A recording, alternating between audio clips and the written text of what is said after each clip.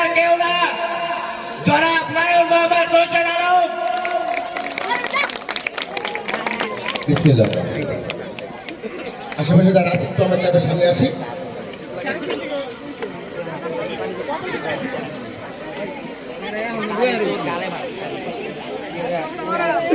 আসুন সবাই মাদক ছাড়ি, মাদক মুক্ত দেশ গড়ি।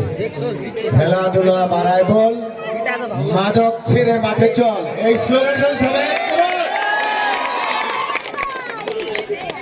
মরহুম আরাফাত রহমান কপুর স্মৃতির উদ্দেশ্যে আজকে এই ফুটবল টুর্নামেন্টে আয়োজক কমিটি,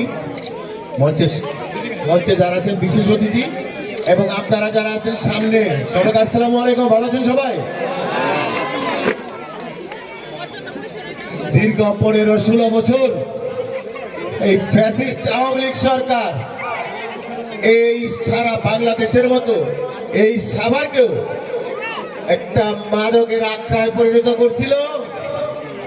সারা সাভারে আনাচে কানাচে মাদকের স্পট, রাস্তাঘাটে মাদক সেবী, কিশোর গ্যাংয়ের উৎপাত এবং রাত হলে ছিনতাইয়ের শহর হয়ে যেত এই সাভার।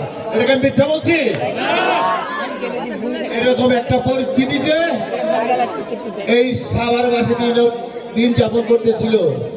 সেইখান থেকে আমি সবার আগে ঘোষণা দিছি, এই সাভারে মাদক থাকবো না, এই সাভারে ছিনতাইকারী থাকবো না, এই সাভারে কিশোর গ্যাং থাকবো না।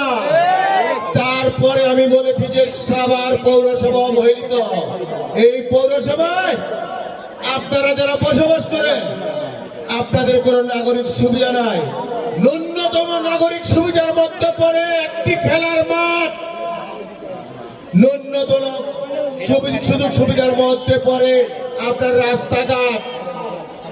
একটা রাস্তাঘাটও প্রশস্ত না, প্রত্যেকটা রাস্তায় যানজট। পৌরসভা একটা নিজস্ব কবরস্থান নাই, সোয়ারেজ ব্যবস্থাটা ভালো না, ড্রেনেজ ব্যবস্থা তো অপ্রতুল। সব কিছু মিলে আমরা সাভার পৌরবাসী আধুনিক নাগরিক সুযোগ সুবিধা সম্পন্ন কোন পৌরসভায় এখন পর্যন্ত আমরা কিন্তু এটারে পাচ্ছি না। না পাওয়ার কারণ কি? দীর্ঘদিন যারা এই পৌরসভার দায়িত্ব পালন করছে তারা কেউ পৌরসভাকে নিজের পৌরসভা হিসেবে দেখে নাই। তারা ভোট চুরি কইরা, জোর কইরা ক্ষমতায় চলে আসছেন, নিজেকে নির্বাচিত ঘোষণা করছে। তারপরে হলো সাভারবাসী